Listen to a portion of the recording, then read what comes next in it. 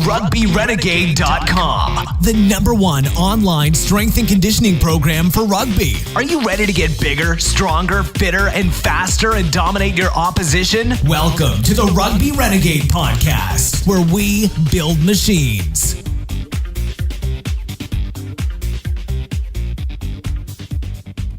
Hello and welcome to the Rugby Renegade Podcast. Today's episode is sponsored by Pro Athlete Supplementation. Check them out at pas-nutrition.co.uk for all your supplementation needs. And don't forget that subscribers to the Rugby Renegade program get a 40% discount on retail prices. Yes, we are back for episode 30 of the Rugby Renegade Podcast. My name's Jamie Bain, and today, for the second time, I interview Christian Thibaudeau, expert strength coach.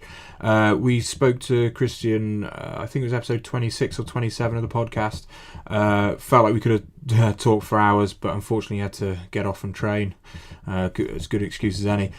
So we managed to get him back and talk more about training. We go into loads of detail on loads of topics, plyometrics, nervous system, different strength training methods, so there's loads of great take-home points, how to monitor stress on a budget, loads of things, so it's really worth a listen. Check it out and let us know what you think. Christian, welcome back. It's the first time we've had someone for a repeat appearance on the podcast, so really appreciate you taking the time to talk to us. Covered loads of topics last time, but we felt like we didn't really get into everything we wanted to, so it's great to talk to you again. Well, yeah, it's an honor to be back again. I mean, being your first repeat guest, it's a great compliment. So I really appreciate being back. Good stuff. Well, I think you said you enjoyed talking about actual training stuff last time. So let's get into that. And one of the methods I think you had a DVD out about it a while back, was about cluster training. Why don't you sort of tell us how you've used that and what you found that to be effective for, and kind of the best way to do it? You know, it's a weird timing because I just completed like a little document. I'm actually going to use it for my upcoming online certification. It's a list of probably every single training method known to man. So basically every single method, loading scheme that I've ever used, I put them in a list, and it's all categorized because I also want to say, well, this method is best with this type of neuro type and whatnot. And when I was reviewing all those methods, I mean, several stood out. I mean, when we're talking about athletic performance and specifically how to increase strength, two methods always stood out as my personal favorite. I mean, I've been coaching for 21 years and coach athletes from 28 different sports. And of course, I've used like many different methods throughout the years. Some I've stuck with, some were rotated in and out, some methods I discarded and then maybe just came back recently. But one method that has always been one of my favorite, and that's always been in my programs, even for building muscle, is clusters. Now, clusters, in my opinion, once you have an athlete that is past the beginner stage, I would never use that for beginners unless for technical practice, so sub-maximum effort. But a true cluster, for your listeners, those who don't know what a cluster is, basically a cluster, you use a weight that's around 88 to 92% of your 1RM. Doesn't really matter, it's just to give you a range. And normally a weight that you could probably do maybe four reps with during a regular set. But you're going to get 5 to 6 reps with that weight. How do you do that? Well, you do that by taking a rest period between every repetition. So basically one cluster set is an ensemble of several single reps. So you would like unrack the squat, do a 1 squat, rack it back, rest for maybe 20 seconds, do a second reps, rack it back, 20 seconds, and you would go on until you know that you will not be able to get one more reps in. So the goal is to get maybe 2 more reps than you normally would with a given weight. Now, the rest periods would be around 10 to 20 seconds, depending on both the exercise. Of course, it's going to be longer for a squat, for a clean, for a snatch, and could be shorter for a bench press. and even shorter for something like a curl if you want to use curls for clusters, which I've used in the past. Or it can also be a matter of your neurotype. Like some neurotype require longer rest interval, like the type 1A that we discussed, that is built for strength, do need longer rest intervals because they don't want to spike adrenaline too much. But regardless, the basic concept is the same. You're going to do a set of 2 more reps than you should be able to get with a normal weight. And you do that by taking 10 to 20 seconds of rest between a set. Now, what I found is that that is the most rapid method of increasing strength in my own experience. I've seen people make drastic gains up to 20 kilos in a lift in 3 weeks. And these were guys at already an advanced level. I mean, you have several advantages. The main advantage, of course, is you create more fatigue in the fast twitch fibers. And as Zetskersky pointed out, by fatiguing a muscle fibers more, you train it more. So by increasing fiber fatigue and also increasing the number of fast twitch fibers that are getting fatigued, because you have to increase the number of fibers that are thrown into the set because of the greater fatigue. Well, you will gain more strength. You also have a greater neurological gain simply from the practice of doing more heavy reps, but also, and this is a really misunderstood positive of clusters, you get to set up 5 or 6 times in a set. I mean, we've all squatted big weights, and oftentimes big squats are missed before the squat even starts.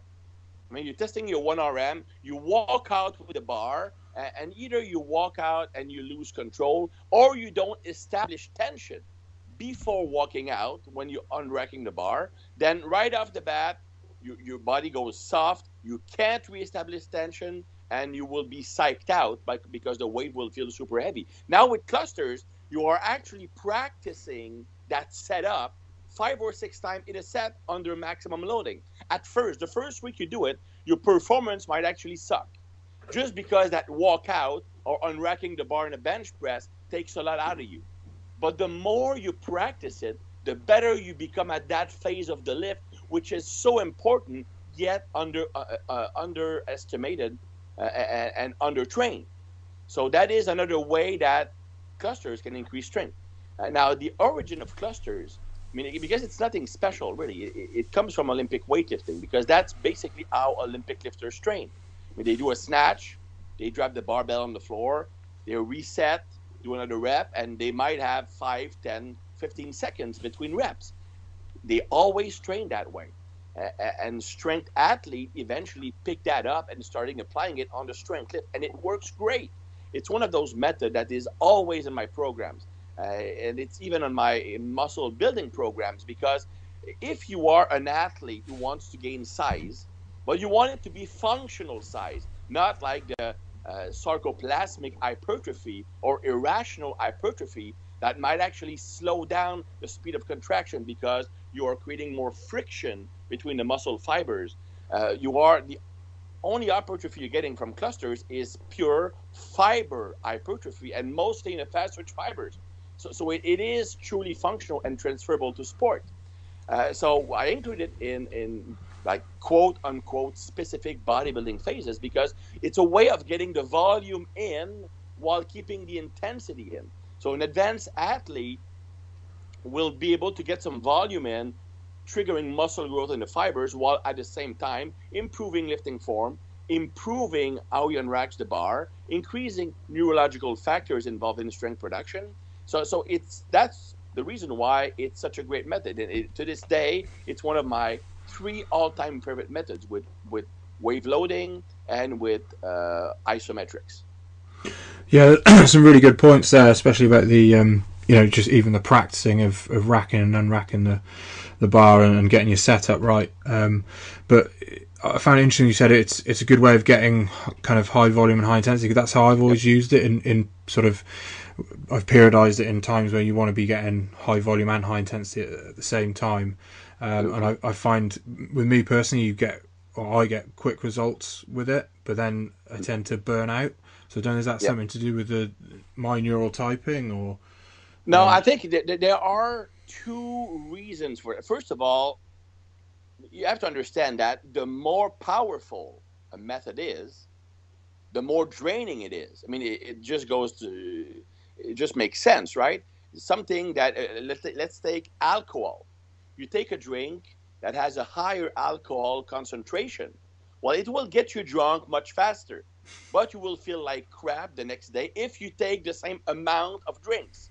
So, for example, if you take five American beers that have 3.2% alcohol, or you take 5 Canadian beer that have 5%, or you take 5 British beers that have 7%, or 5 Irish beer that probably have like 50% alcohol.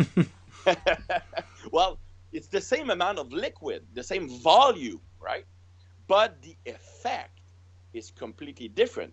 I mean, the 5 American beers might make you tipsy, but they won't make you drunk. But take the higher concentration, that those 5 beers will get you a lot drunker, and the next day you're going to feel a lot worse. It's the same thing with clusters.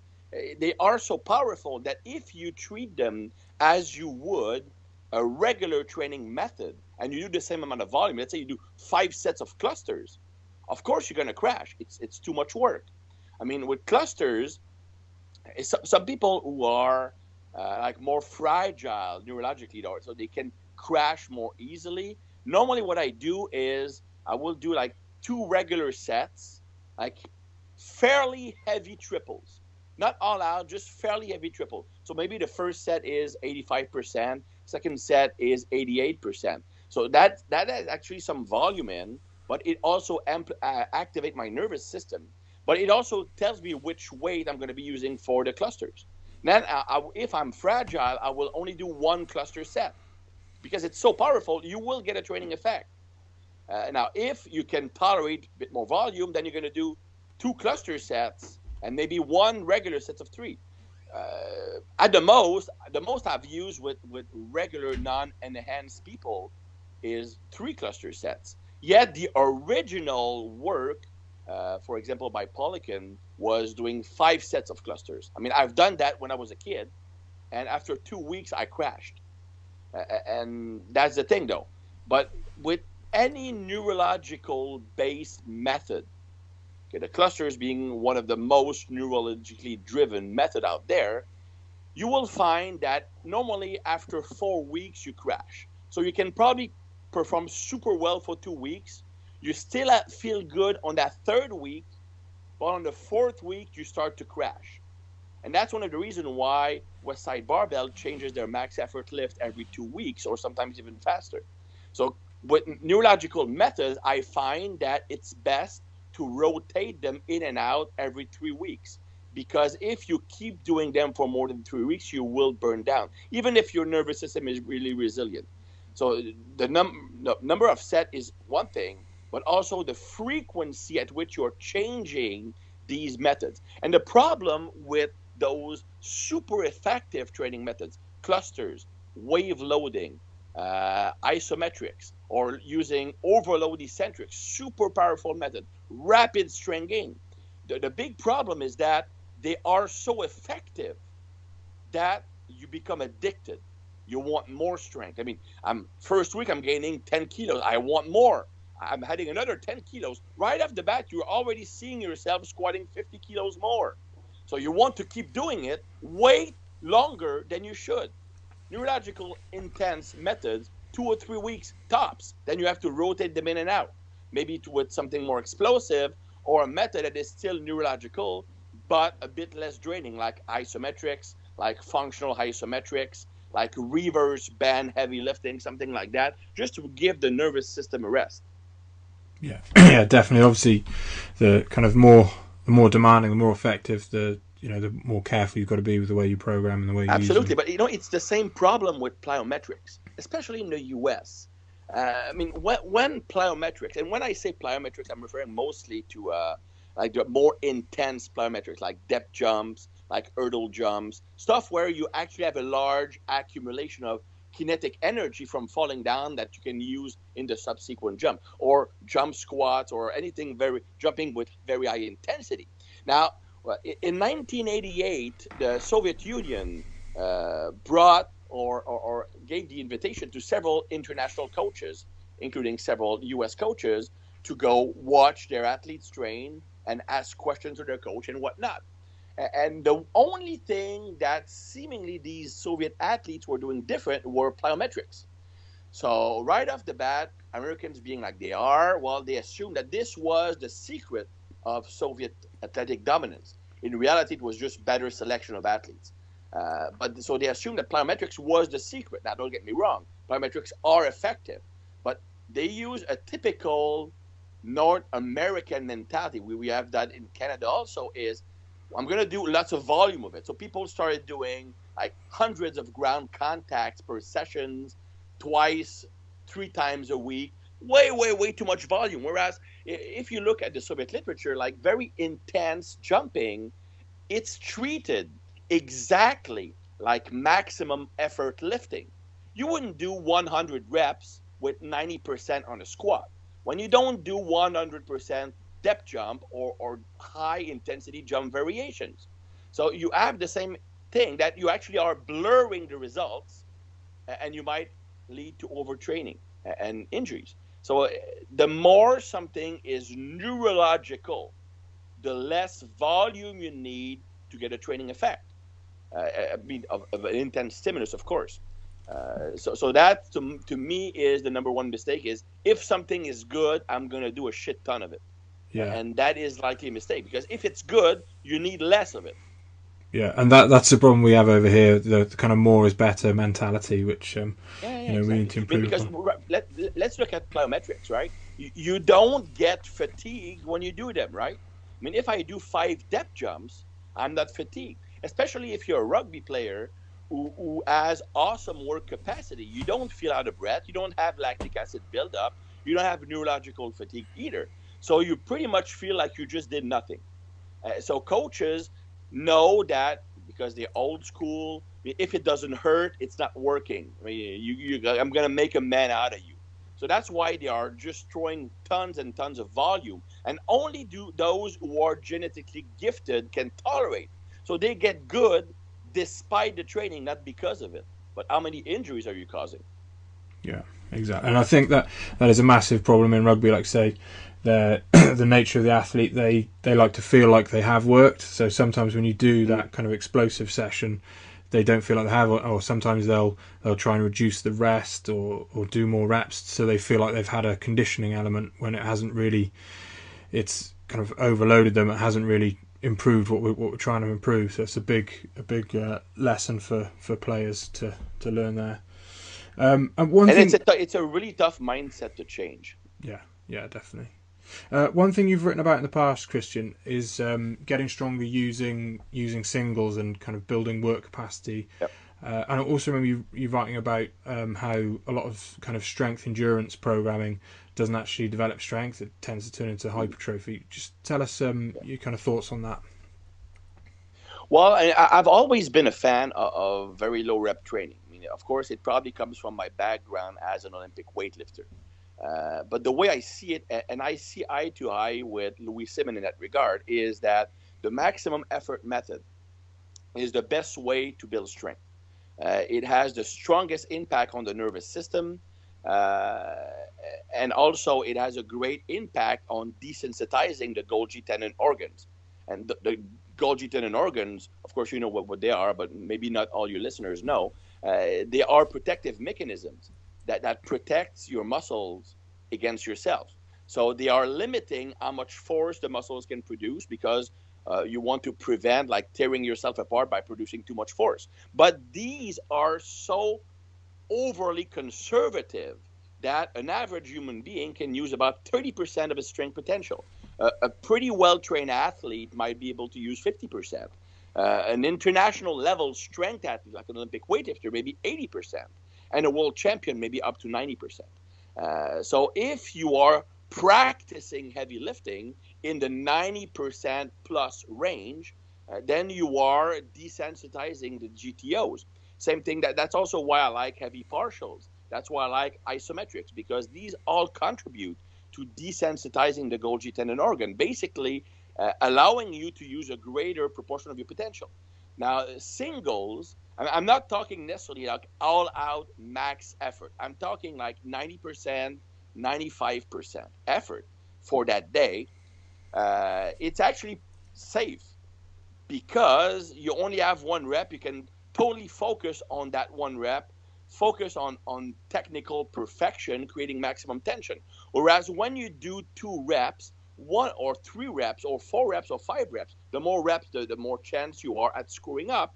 Because if you do 5 reps with a heavy weight, the chances of doing one erroneous rep that lead to injuries is much greater. I'm not saying that you have to do singles, but you absolutely can get a lot stronger with doing singles, doubles, and triples.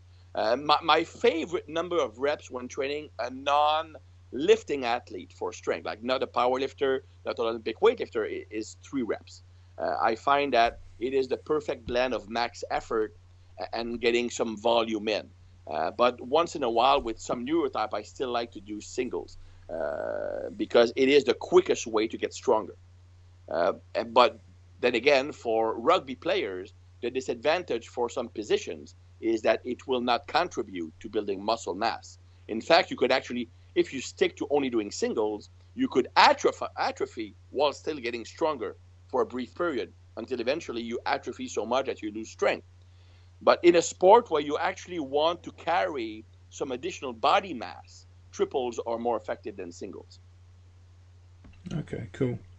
And obviously squatting will be, a huge part of your training programs, especially for athletes. But there's a lot of debate about the best way to squat. What's your kind of opinion on that? Is it kind of horses for courses? Different athletes, depending on their biomechanics, will squat different ways, or a squat a certain way to develop a certain physical capacity. I would say it's a bit of both. I mean, some physiques are obviously best suited for some types of squat. For example, if you work with competitive athletes who are of a fairly high level, chances are that you are dealing with people with longer limbs. Because longer limbs in general are better for team sports. Rugby, American football, basketball, even sprinting, which is not a team sport, obviously, but it's still advantageous. So having longer limbs normally in sports is an advantage. If you're talking about lifting, having shorter limb is an advantage. If you're an Olympic weightlifter, if you're a power lifter, shorter limbs is an advantage, except for deadlifting. Now, if you're an athlete and you are working with high-level athletes just through the process of natural selection, you're probably going to work more with athletes with longer limbs, especially if you're in Europe. If you are in Europe, people tend to be more long-limbed. If you go to Asia, they tend to be longer torso, shorter limbs. Of course, there are exceptions, but it's a general tendency. So these guys, when they do the regular back squat, they will tend to use the posterior chain more, which is great if you want to build the posterior chain. But if the athlete requires more quadriceps development and strength, then using a front squat or a Zercher squat might be a better idea. So the type of squat one is doing, whether it's a low bar, a high bar, a front squat, a Zercher squat, will depend on which muscles are lagging. Now, if I'm training in a phase where I want to maximize strength, then I will use the type of squat that better fits the person's mechanics. So if you have long limbs, I'm going to use a low bar, more power squat to maximize your overall performance, because it's going to be the lift with the greater absolute intensity. There's a difference between absolute and relative intensity, and that is very important in my programming. Absolute intensity refers to how much weight you are moving. Relative intensity is how much weight you are moving on a movement in relation to your maximum on that lift. So for example, I might be, like, let's say, front squatting 180 kilos, which would be like 90%, or I could use 210 on a back squat, which would also be 90%. So the relative intensity is the same, but the absolute intensity is higher for the back squat, which is important because oftentimes during deload phase with an athlete with a very short off season. So they can't afford to waste 1 week not getting stronger. Instead of lowering the relative intensity during a deload, I will decrease the absolute intensity while maintaining relative intensity. For example, I could go from a regular deadlift, traditional deadlift at 90%, and during the deload go to a Romanian deadlift with 90%. So the relative intensity is still high, so the muscle demand is still high, but the absolute intensity is much lower, which deloads the nervous system and the skeletal system. So it's a way to deload while maintaining intensity when you only have a brief period of time to work with an athlete. Now, so normally if I want to maximize strength, I would use the lift that better fits that person morphology. But I would have a second squat session in a week where I would use the movement that would target the weaker muscle. So for example, a front squat if you're a longer limb. So that would be a main difference. If I'm talking solely about building muscle, I want to, like I'm in an hypertrophy phase, I'm going to focus on the lift that will target the person's weaker muscle. Now, it can also be periodized, and it also go hand in hand, because normally the hypertrophy phases are earlier in the off season. So in the general preparation phase, you would use a squat variation that targets your weakness, because off season, early off season, general physical preparation phase is all about fixing your weaknesses. Specific preparation is more about amplifying your strength. That's where you would switch to your stronger squat. So that's one important reason. Now there's also another issue that we must consider about squatting depth. Like, is full squat the only way you should be squatting? Is half squat to be avoided? I don't believe so. A recent study has shown that half squats increase speed, running, and jumping more so than full squats. That doesn't mean that you should drop full squats, but it means that half squats have their place in the training program. Again, it's all about periodization. Yeah, I think once you have built a strong base of squatting through full squats and you move into the sport-specific phase, it's okay to include half squatting to be more specific to your sport and have a greater transfer of force to actual movement. Yeah, I think you've summed that up really well, and it's a great lesson for any young strength and conditioning coaches that your thought process behind what exercises you use, that there's always got to be reasoning for it. It's not just, oh, you've heard Mark Ripto say you should do a low bar back, powerlifting back squat, or you've been following Olympic weightlifters who do heavy front squats. It's got to have a purpose and justification to at the end improve that performance. You use the exact word, justification. If you cannot justify every single choice of exercise in a program, well, if there's one exercise you can't justify, it might not be better. I always use squats. Well, then don't put it in the program. You have to be able to justify the selection of an exercise, not just in a general setting, but also for a specific person.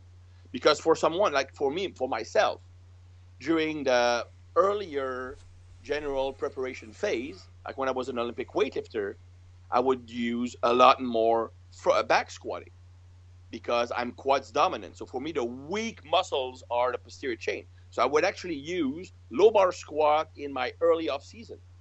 And then in the early specific phase, and late general phase, I would use high bar back squat focused. And then the more I would move into the specific phase, I would switch to more front squats. Because I don't need to front squat to be good at front squatting because it's my strength. So if my back squat goes up, my front squat will go up. So if you take the opposite, a guy with longer limbs, if his front squat goes up, normally the back squat will go up because you're addressing the weakness. Anyway, if he's deadlifting, he's going to work the posterior chain anyway. Yeah. And that brings me on to another interesting point. How long do you stick with exercises for, or how do you decide when to change to a different exercise? Well, it depends on the person. It is Neuro Type, and it also depends on the type of training you're doing. Now, if you're doing neurological based training, you will need to change the exercise more often, every 3 weeks. But it doesn't need to be a drastic change. It doesn't need to go from from low bar to high bar.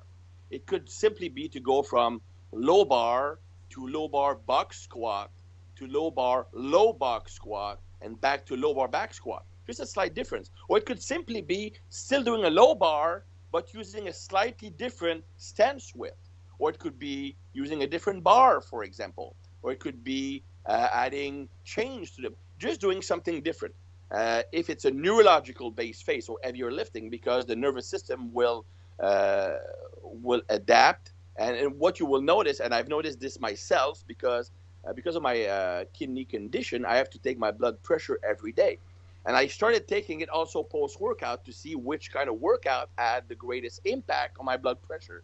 And one thing I noticed is that after 3 weeks, the third week, on the same movement, train heavy, my blood pressure would always be higher. And to me, that's a great indication that the nervous system is getting tired because it's in overdrive all the time. So if you are in a neurological phase, you might want to switch out squatting style or make a slight modification, maybe just stance, using a box, using a different method every 2 or 3 weeks. If it's more of a structural phase, like doing functional hypertrophy, sets of anywhere between 5 to 8 reps, for example, then you can probably stick with the same type of squat for 5, maybe 6 weeks. If you are doing more of an endurance type of training, like 12 to 20 reps, it could be longer. But I'm not sure you want to do that for long, but it could be maintained for longer. Now, there's also the issue of Neuro Type.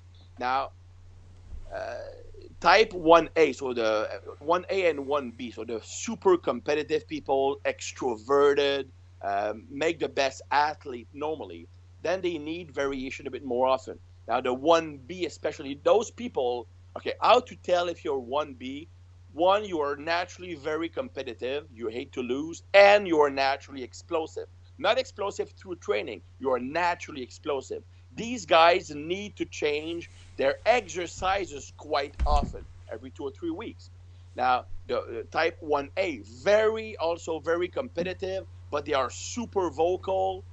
They are a lot stronger than they are fast. So they're not naturally explosive, but they are naturally strong. These guys can stick with the same movement longer, maybe 4 weeks, as long as they keep lifting heavy.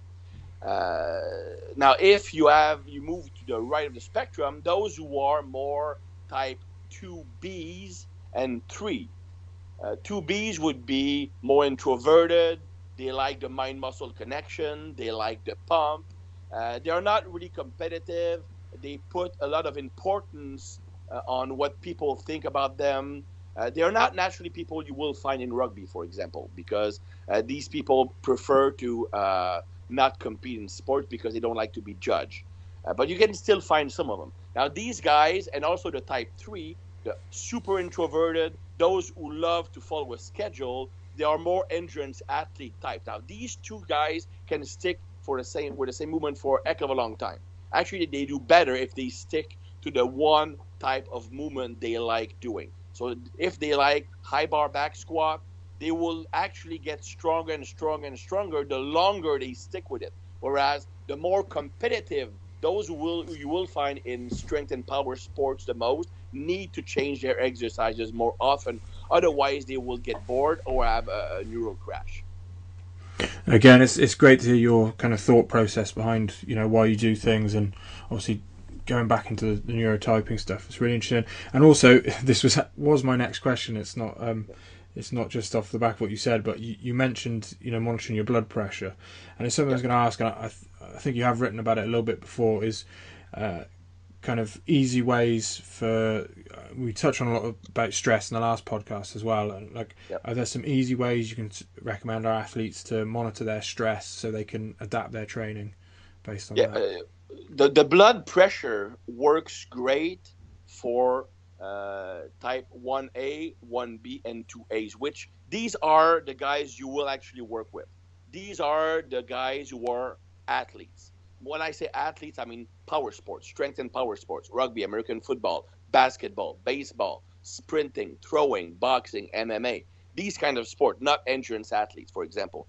Type 2Bs would be more bodybuilders, and type 3 would be more endurance athletes. But for the athletes we are working with, we're normally thinking about 1A, 1B, and 2As. And these guys, blood pressure is one of the number one symptom of excessive training stress. I take my blood pressure every morning, and I know right off the bat if I was excessive the previous day. My normal blood pressure, for example, is, let's say, 110/70, for example.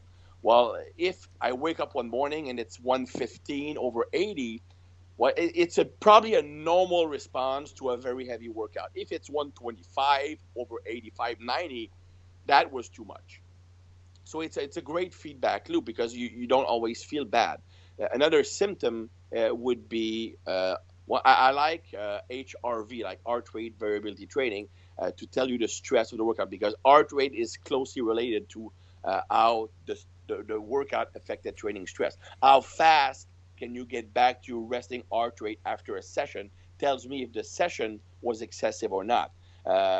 A very good test to know if your nervous system is fried or if it's okay is to take your resting heart rate in the morning over 60 seconds. Then you dip your hand in ice cold water and you take your heart rate over 60 seconds while the hand is in ice cold water. And if your nervous system is in good working shape, so in a good place to be, then you will have a difference of about 10 beats per minute. If it's less than that, if it's say like 3, or it doesn't even go up, or 5 or 6, then your nervous system is tired. It's less responsive.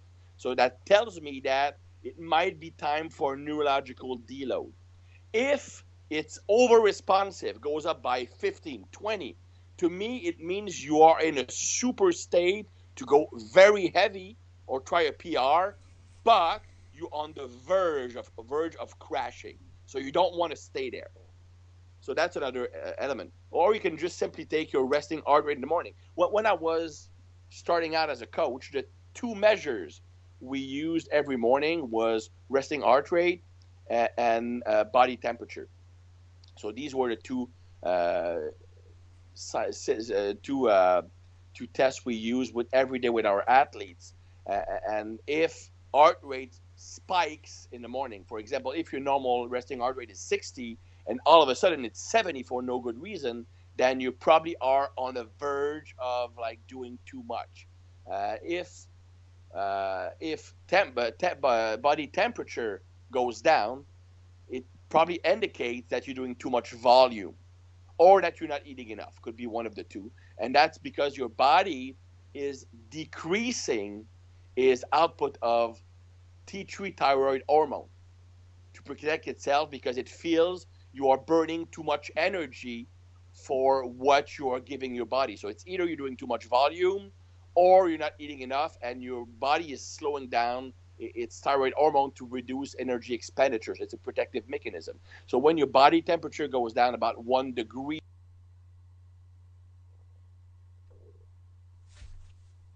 and to me it indicates either too much volume or inadequate nutrition.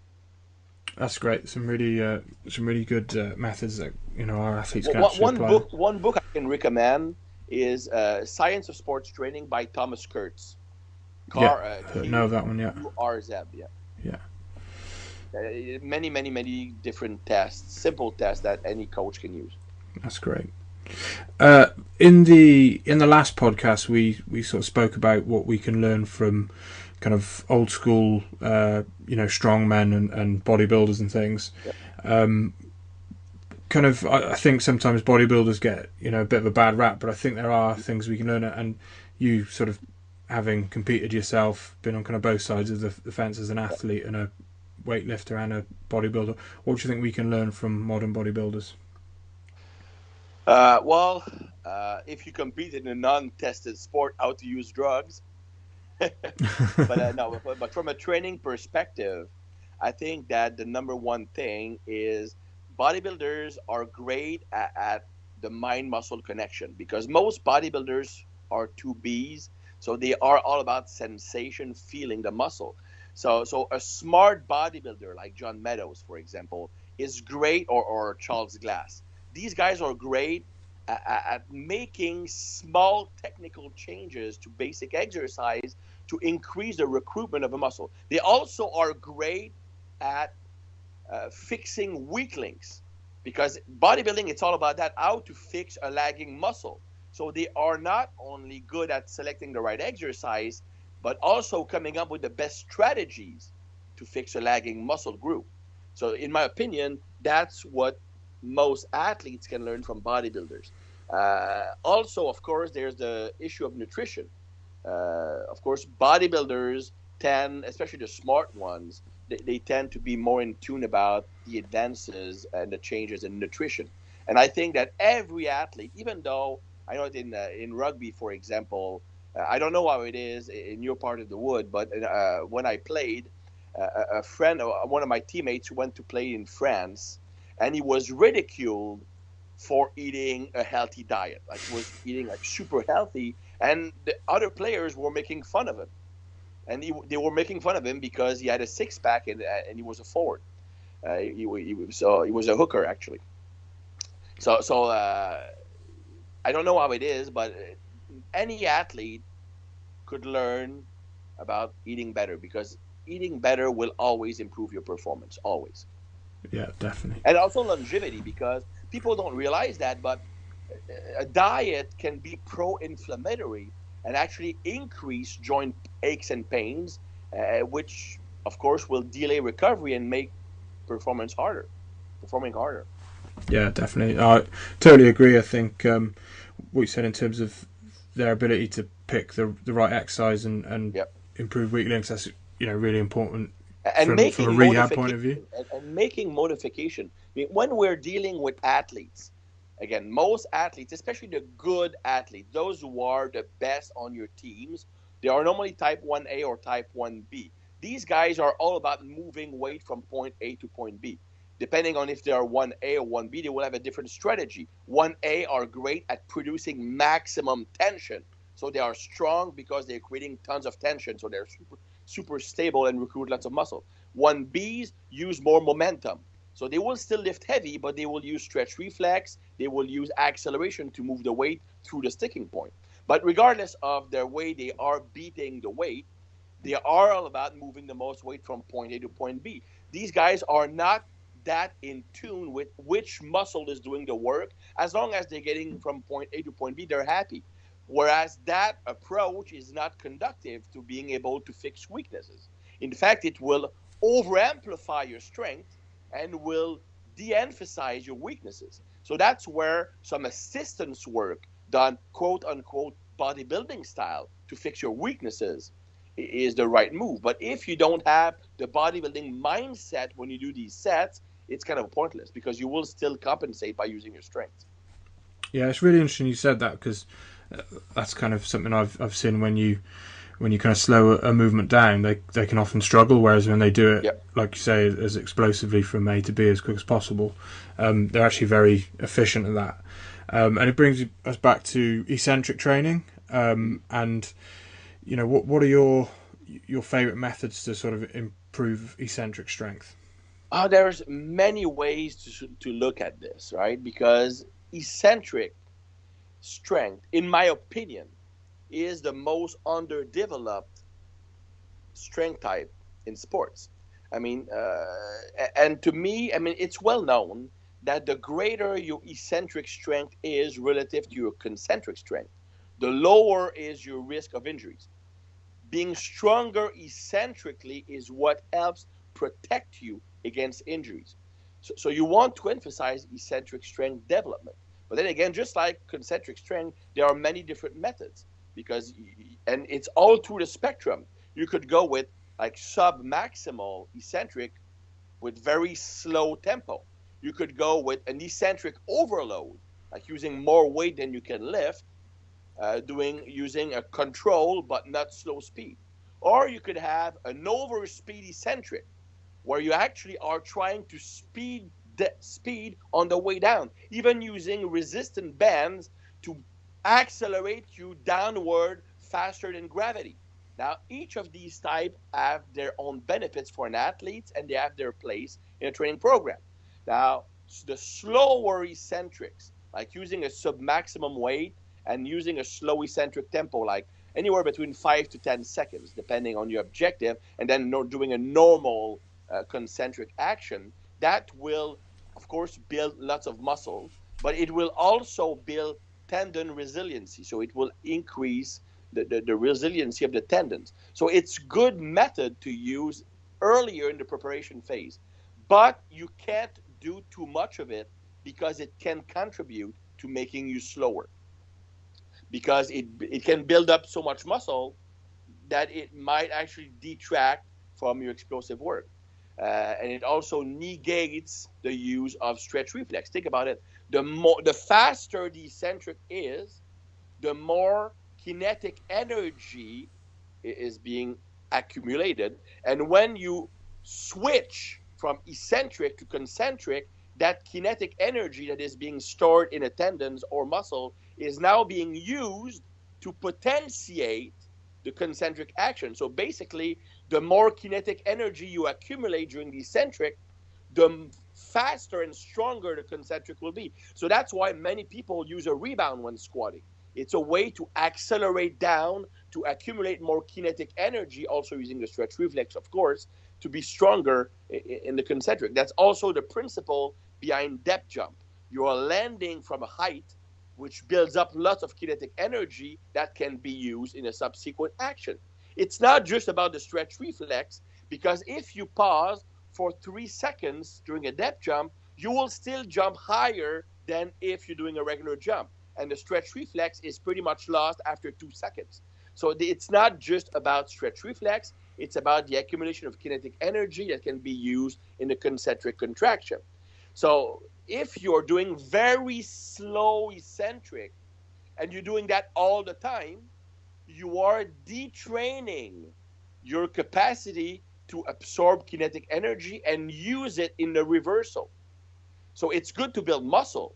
It's good to prepare your structures to withstand the more intense eccentric actions, but it should not be the bigger part of your training protocol. So that's why I don't necessarily like slower tempo lifting with athletes, except for a period about 4 to 6 weeks early in the off season, just to prepare the bodies for the harder stuff. Now, eccentric, overload eccentric, you can either use like a partner that, you put, like, let's say 105% on the bar, and you do the eccentric by yourself and your partner helps you lift it up, for example. You could use weight releasers or strength hooks that you can add weight to the bar, and when you squat down, the hooks touch the floor and they unrack from the bar, so you can overload the eccentric.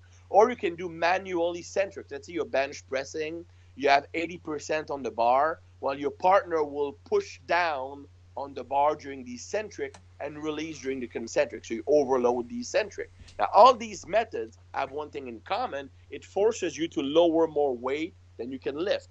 Now, that method is great to desensitize the GTOs. So again, it can contribute to making you stronger by desensitizing the Golgi tendon organs.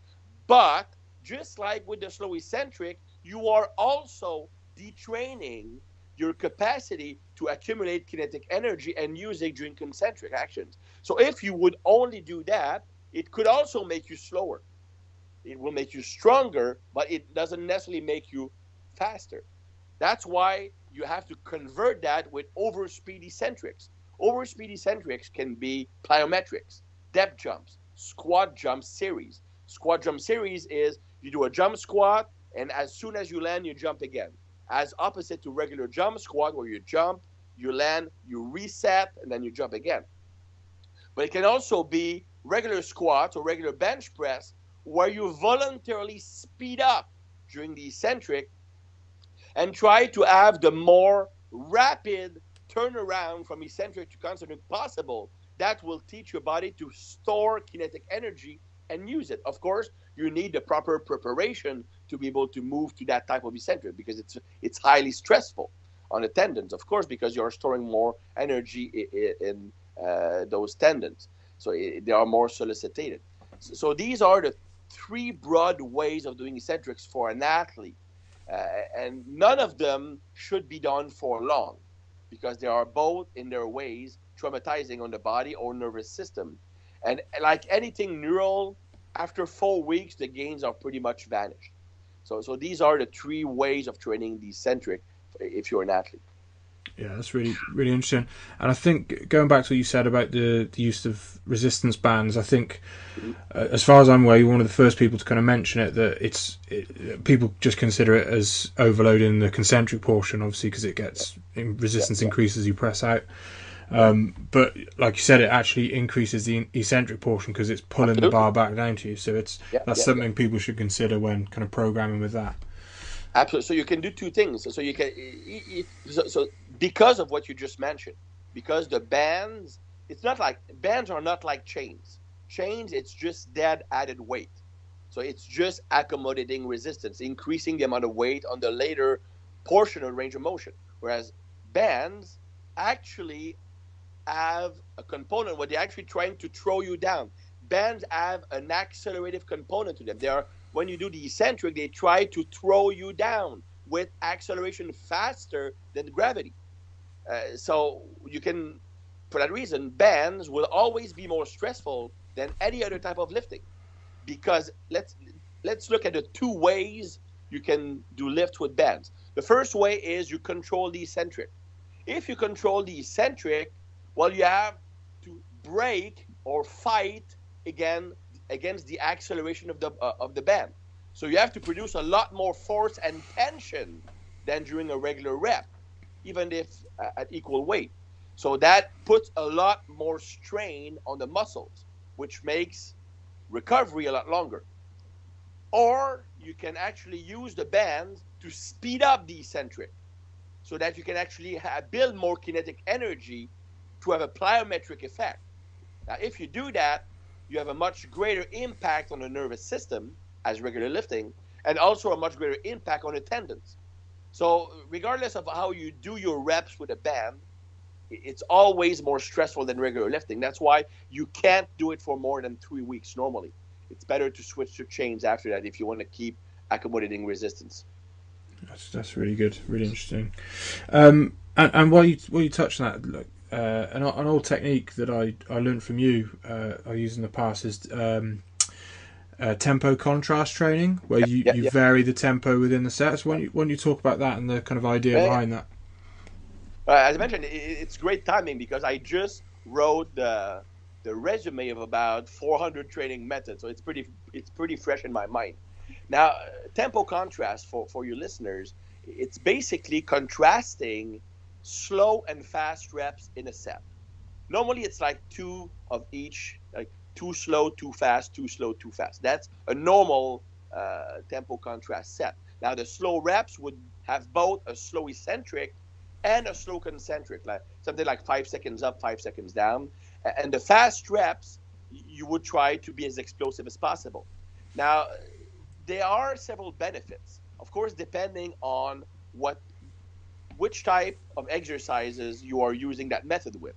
So if I'm using a tempo contrast on big compound movements, like a squat, for example, the advantage is more about learning to build tension and produce tension, because when you work with, again, athletes, especially the high skill athletes who are naturally explosive, they suck at creating tension when doing the big lifts. Because if they create maximum tension, let's say I'm squatting, right? I'm squeezing the life out of the bar, I'm squeezing my upper back, my rhomboids, squeezing my shoulder blades together, I'm trying to bring my elbows to my side to activate the lats, I'm rooting my feet into the floor, trying to externally rotate at the hip, I'm squeezing my abs as much as possible. That is maximum tension, and you should maintain that throughout the whole exercise. That makes it more effective and safer.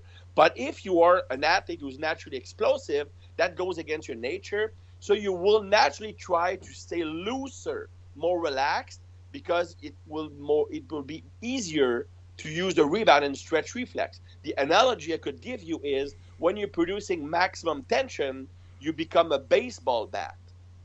But when an explosive athlete wants to be a whip. So it's two different realities.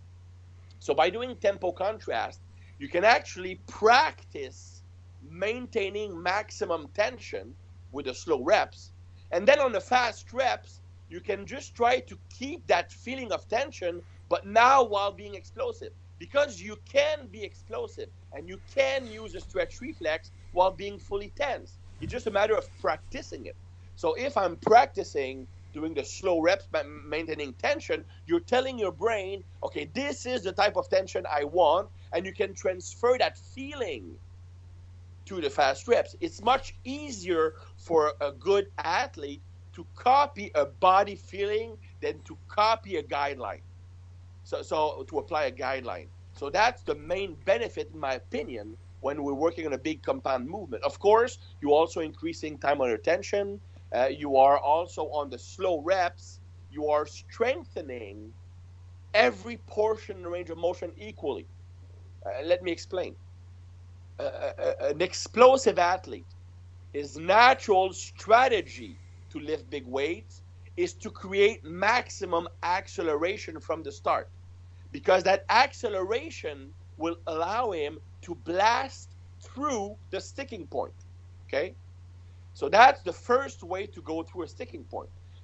The second way is to grind to a sticking point, which is a strategy that less explosive athletes will use.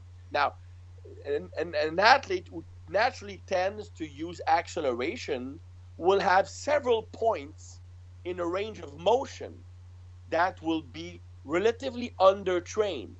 Because if I'm producing lots of acceleration at the start, then my body learns to not keep producing maximum force throughout the range of motion because it doesn't need to. All right? It doesn't need to because the acceleration is the momentum created by the acceleration is doing the job. So you don't need maximum force production. If I'm going slow on purpose, I have to produce maximum tension at every point in the range of motion because now I don't have the benefit of the momentum to help me go up. See what I mean? So for an athlete, that will allow him to be stronger throughout the whole range of motion. And then you have the fast rep, so you don't detrain your capacity to use a stretch reflex and go fast. So that's really effective.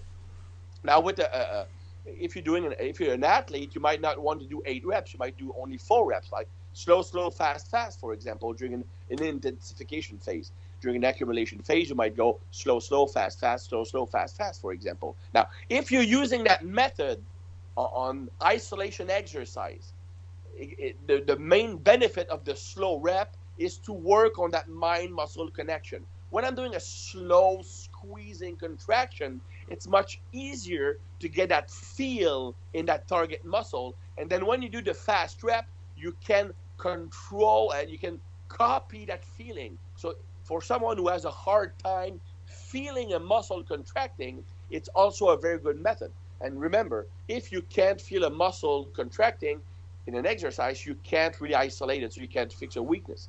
So that's the first benefit for muscle building. The second benefit is those super slow contractions create an occlusion effect. Occlusion means that blood cannot come inside the muscle. Right? When the muscle is contracted hard, blood flow cannot come into the muscle. It will go toward the muscle, but it can only enter during the relaxation phases of the rep. So when I'm doing explosive reps, then blood can come in because the muscle is not contracting 100% at all points because of momentum. But when I'm doing constant tension, slow and squeeze rep, there's never any relaxation. So what happens is that this occlusion effect leads to an accumulation of lactic acid and a deprivation of oxygen. Both of these factors release growth factors, IGF-1, mechanical growth factors, chemical elements that trigger muscle growth. Now, what happens is that when you finally release tension during the fast reps, now blood rushes in, but it's reactive hyperemia. Even more blood than normal comes into the muscle because the body panics. I've been deprived of oxygen. I need a lot of it. But it doesn't, because the reps are so fast, it doesn't have time to exit the muscle to clear the waste product, lactic acid. And then you switch back to the slow reps and you keep piling on lactic acid, releasing even more growth factors. So that's why the tempo contrast method is so effective at building muscle mass. And also it's one of the most painful method when it comes to isolation exercise when we're talking about lactic acid buildup. Do that on leg extension and you will shoot me. Yeah, it's a great technique. I've used it a lot. And just out of interest, going back to your resume of training protocols that you've put together, is that something you're going to release? Well, it's going to be, the first release will be as part of my online certification that will be released in early December. Okay. But I fully plan on releasing it as a standalone document. But I want to beef it up because right now it's more for functional purposes, because in my certification, I explain how to program based on someone's neurotype. So I needed a list of all the methods because I said, okay, you're planning a session. Here are the methods you can use with that neurotype, for example. Yeah. If I'm in an accumulation phase, in a general preparation phase, then, and I'm a type 1A, these are the methods I can use. But I need a list for people to be able to refer to. And I briefly discuss these methods. I give a brief description and what these are good for. But it's not exhaustive because otherwise it would be 400 pages long. I mean, just the listing and a brief description is 60 pages long. But I could see like releasing it if I beef it up with like video examples of the most important techniques and maybe more in-depth explanations. Yeah, that's something. Well, it's already done, so it's not complicated to release it in another form. Yeah, well, I think it's going to be because there's over 400 methods. Of course, I include rep schemes in there, like pyramids, like wave loading, stuff like that. But it's really exhaustive. Yeah, well, I definitely buy it. So yeah. Now we discussed how athletes and especially rugby players, they kind of feel they need to train more than they should at times. And one thing I found that was helpful on kind of rest days for athletes who are desperate to do something was what you call neural activation workouts. Yeah. So tell us a bit about them, what they are, and how you've used them. Yeah, they can either be neural activation or neural charge, depending on why you are using them. I call them neural activation if they are used, for example, to prepare yourself for a game. So, for example, when I worked with pro hockey players and they had a home game in the evening, then we would do a neural activation session in the morning.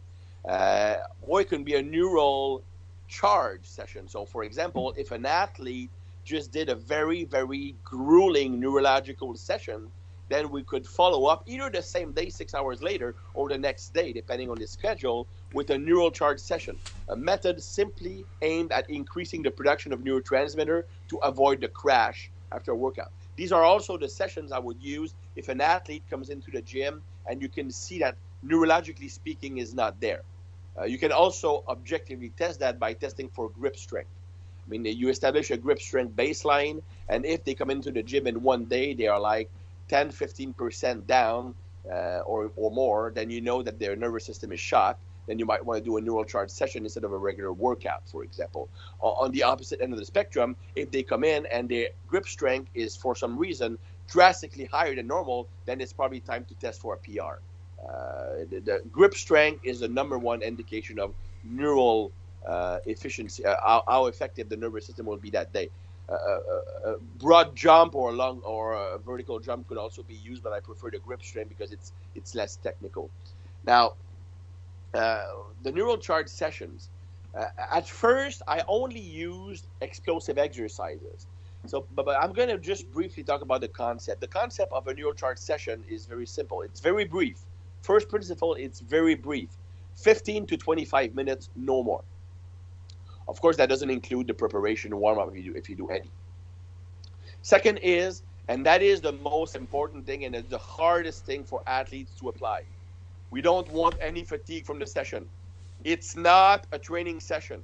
It's not a session that is done to create a training effect. There might be a training effect, but it's not the goal. The goal is to recover or to amplify your nervous system, so you'll be more functional. So you don't want any fatigue. So that means no metabolic fatigue. So you should never be out of breath. no muscle fatigue. So there should be never any lactic acid accumulation or any drastic decrease in performance. And you don't want any neural fatigue. So at the end you should actually quit the workout when you want to train. Because what will happen when you do a neural charge, especially if you do them to recover, then you walk into the gym, you might not be fully into it. And after the first like 5 or 10 minutes, you start to get amped up. And the more the workout goes along, the better you feel. And like after 15, 20 minutes, you're on fire. You want to lift. Well, that's when you should stop the workout. So that's why I call it the interrupted coitus training. Because just when it starts to feel good, you have to stop. Because that's when it has the biggest effect. If you continue on, and then you will have a slight decrease in focus, motivation, whatnot, and well-being, you have created the wrong impact. So you're creating fatigue.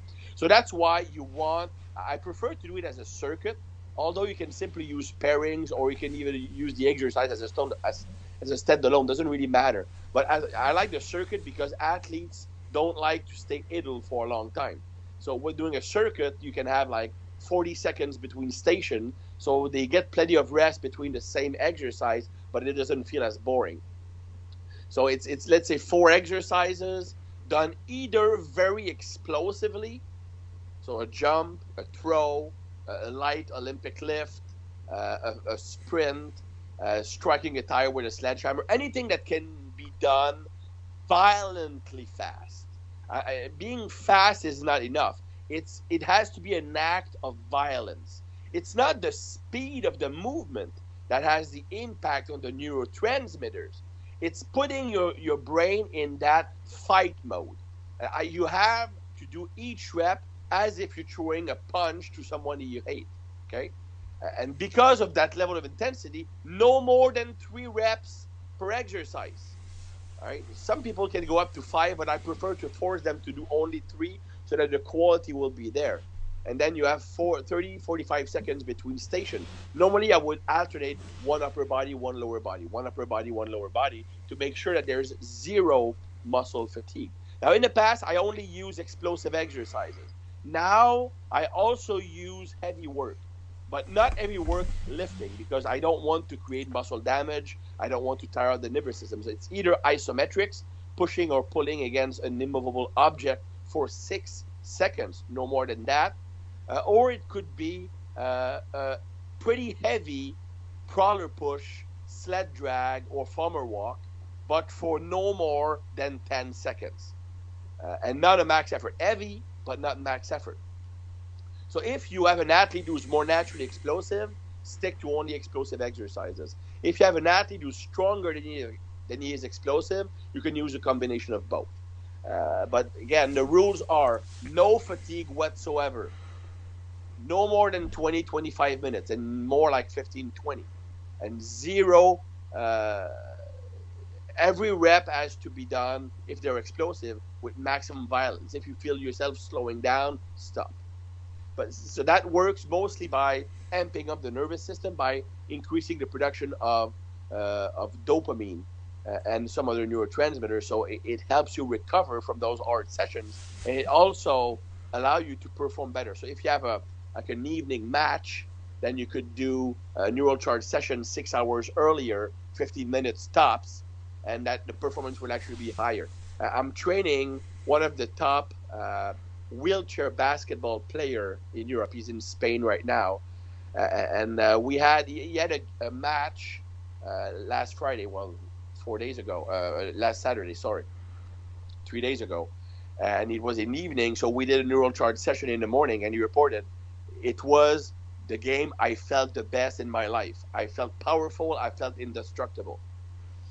So it is that effective if you do it properly. Yeah, awesome.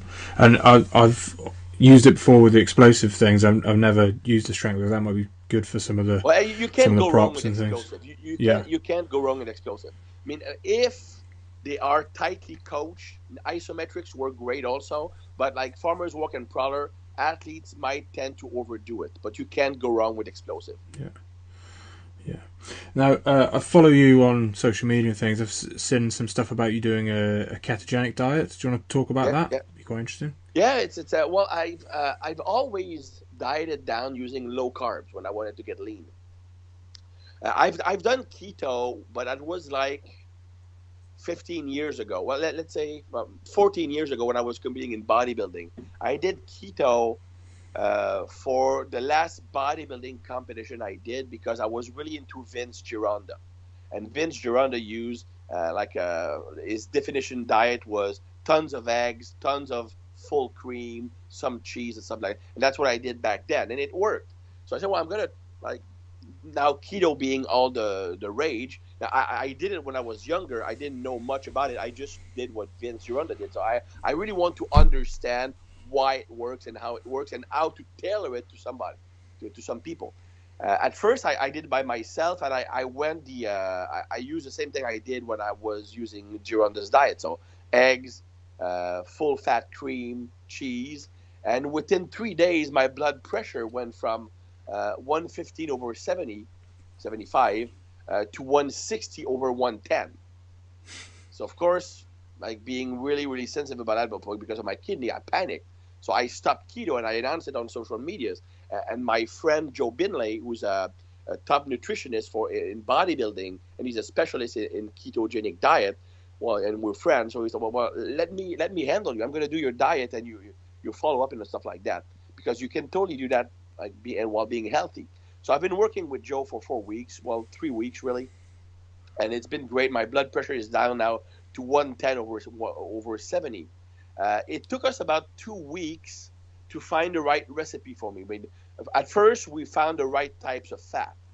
So I moved away from all the saturated. I still keep some saturated in the form of egg yolk and beef, but I have a lot more monounsaturated like olive oil. I have more avocado. I have more fish oil. I have lots of salmon. So it's like healthier fat. So that during that first portion, my blood pressure went down really, really fast.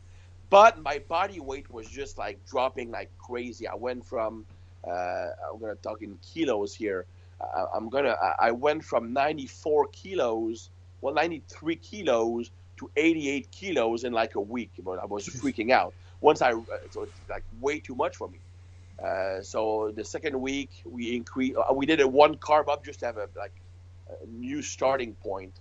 So then we increased calories, increased fat. And after, now my body weight is stable. So it's 93, 94-ish kilo. I don't want to get leaner right now. I just want to be able to keep training hard because when I was, that initial week training just sucked. I didn't want to be in the gym. Now it's awesome. In fact, I find myself doing way more volume than I had planned because I have a lot more energy. I don't need to take nap anymore. I always needed to take naps. I don't need to take naps.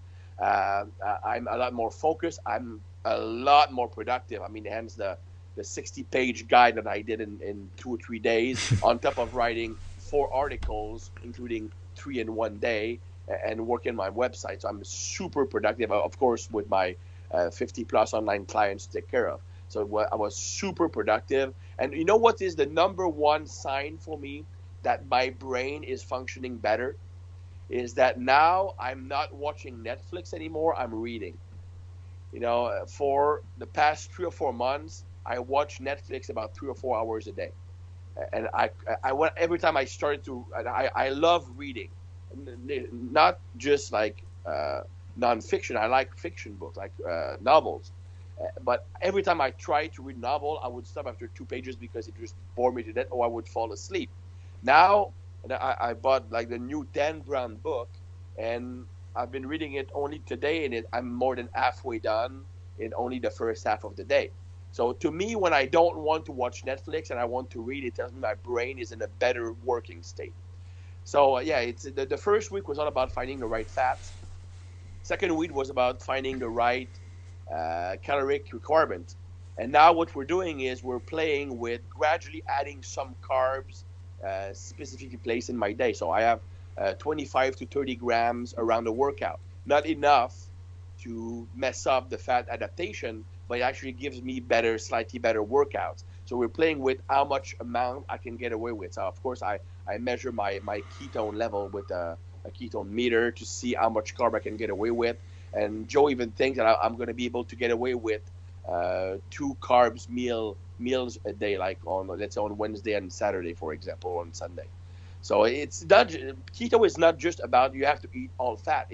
It can be tailored to everybody. I mean, a keto diet can actually be as high as 100 grams of carbs for some people. If you're very, very active and you are super lean and fat adapted, you can actually have a decent amount of carbs. It's just those initial phases where you have to get fat adapted first, and where carbs have to be very, very low until you start producing lots of ketones. Yeah, I'm but glad. So far, like the only thing the weird thing is I get zero cravings, and I'm a sugar bug. I mean, I once gained 12 kilos in 6 hours eating only crap. I can eat donuts. I could probably eat like 100 donuts in one sitting without any trouble. Now, I've once ate 50, but I also ate ice cream and stuff like that. I mean, I love sweets, but I'm not getting any cravings. But I miss eating sweet. I want to eat them because I like them, but I don't feel the need for them. In the past, when I did a regular low carbs diet with typical bodybuilding diet, so high protein, moderate fat, low carbs, I would always get bad carbs cravings.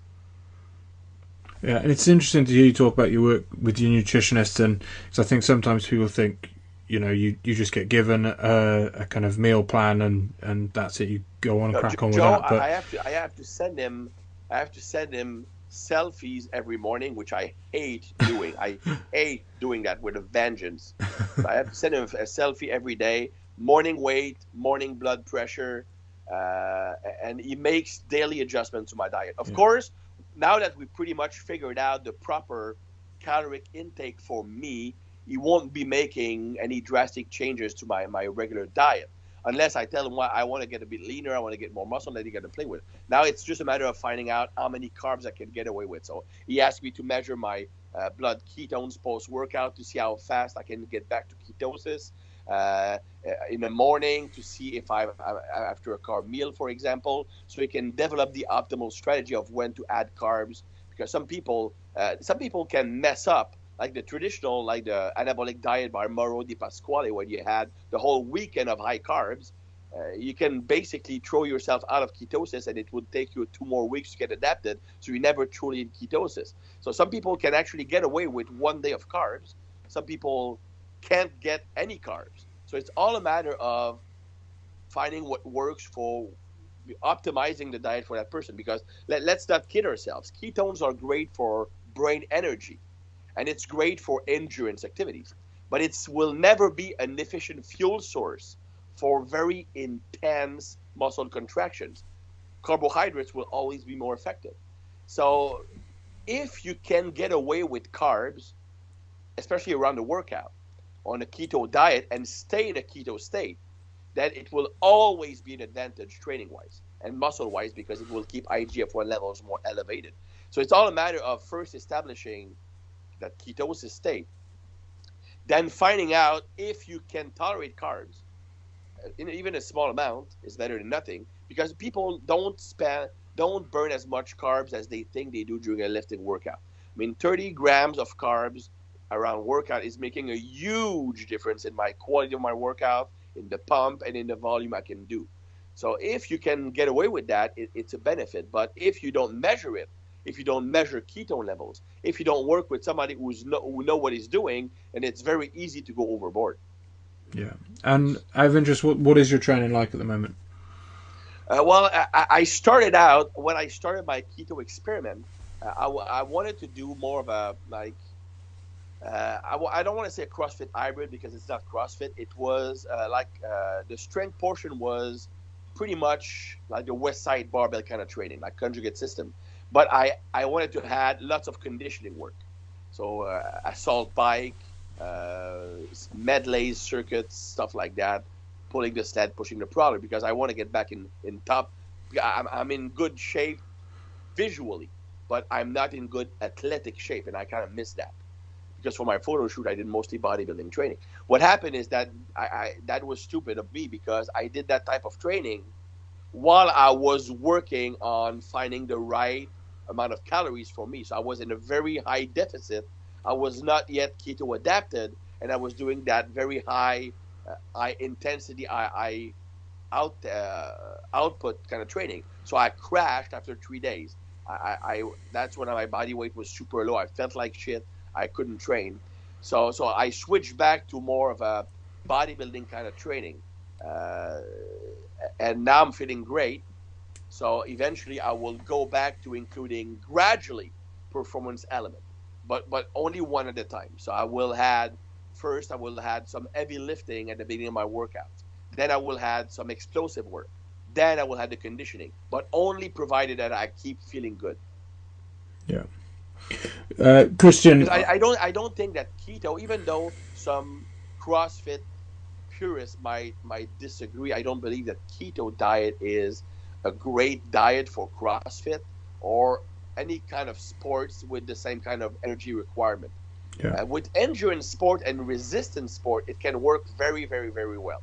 But with those very high intensity output sports, I think being able to have some carbohydrates will always lead to better performances. Yeah, definitely. Now, Christian, I know you're going to be over in Europe in November. Why don't you tell our listeners about what you're doing over there and how they can find out more? Yeah, I'm going to be in Germany in November 11th and 12th. And then the next weekend, I'm really bad with numbers, so do the math. So it's going to be I would guess the 17th and 18th of November. I'm going to be in France. Of course, that's going to be in French. But in both cases, I'm going to be presenting about how to design training programs based on someone's neurological profile. So I also cover body types, of course, and fiber dominance, but it's mostly about the neurological profile, what kind of training methods they can use, how to build the training sessions, how to build a training phase, and how to build a training program that is several phases. Excellent. And once again, Christian, it's been a pleasure to have you on the podcast. Obviously, as I said, you're privileged to be the first kind of repeat podcast, and as always, it's been full of loads of info for the listeners, and appreciate that. Thank you very much. I appreciate that. Any time if you want me again. We only covered like the first 2 pages of my 60 pages. Yeah, well, yeah, definitely. That would be great. And when you release that, let us know, and we'll obviously promote that. And sure. And that will probably excite more questions for me to ask you. Yes, sir. Excellent, Christian. Thank you very much. All right, take care, man. So I'm sure you'll agree, another great podcast from Christian. I really appreciate him taking the time to come on again for the second time on the podcast and share such a wealth of information. I'm sure there's tons you can take from that. So please, if you enjoyed it, give it a 5-star review, like it, share it with your friends, and of course subscribe to us on iTunes, SoundCloud, Stitcher, TuneIn, whatever you use for podcasts. And of course keep checking us out at rugbyrenegade.com. More podcasts on the way. Thanks for listening to the Rugby Renegade Podcast. For more quality rugby strength and conditioning information, check us out at rugbyrenegade.com. Rugby Renegade, building machines.